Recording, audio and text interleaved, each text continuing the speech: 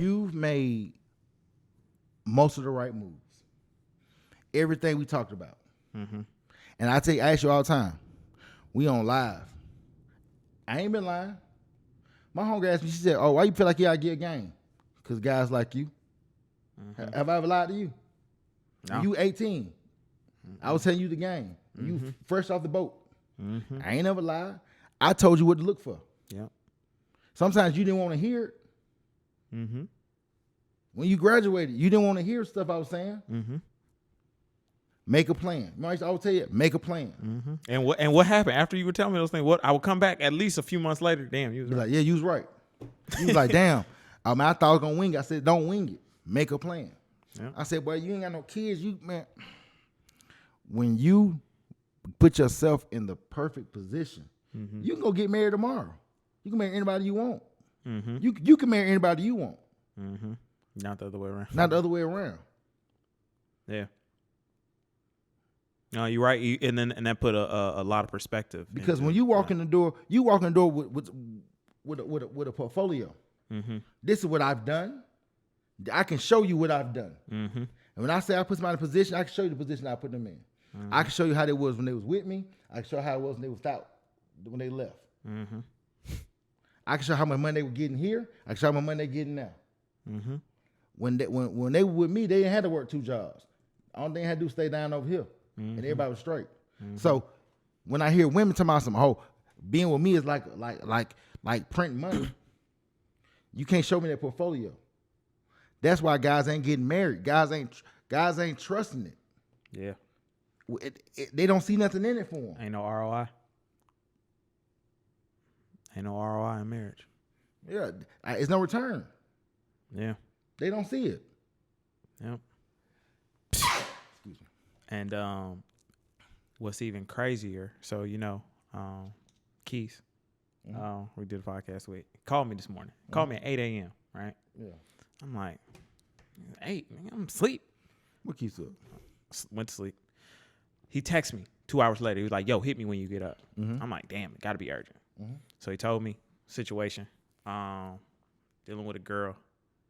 She didn't do nothing. He was paying for everything. She came in town, paid for everything, got her out, showed her the city.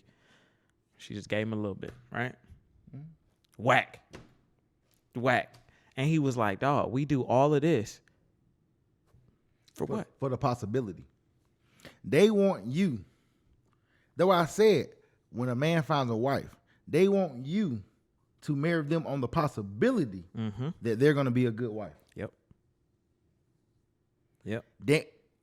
It's like buying a car. Mm-hmm. When you go to the dealership, you got a Tesla. When you go to the dealership, you know what a Tesla does. You seen everything it do. You seen read all the brochures. You saw the Instagrams. You saw, hey, the car can ride by itself. The car did this. The car knew that. You start to know all the pros. You know all the cons. When you meet these women out here, it's okay. When you get with me and treat me good, then I'm gonna show you that I'm a good woman. Uh-huh. But it depends on how I feel about you to show you if you should ask me to marry you. Mm-hmm. Yep.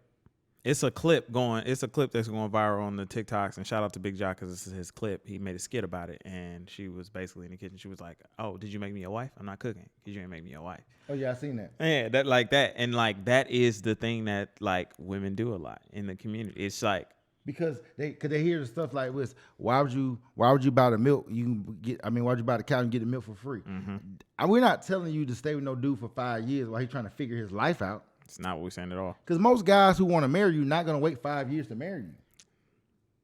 If he's marriage minded. Yeah. Therefore, you need to talk to a guy who's marriage minded. And if you if you see him on his purpose about being married, you got to ask yourself, am I marriage material? But also, like, just on the women's side of that, like, hold them to that. Like, if you see he's not talking about marriage, but you want marriage, don't stick around. Yeah. Thinking that he's gonna come. Like, it's a two-way thing. Like, women are making.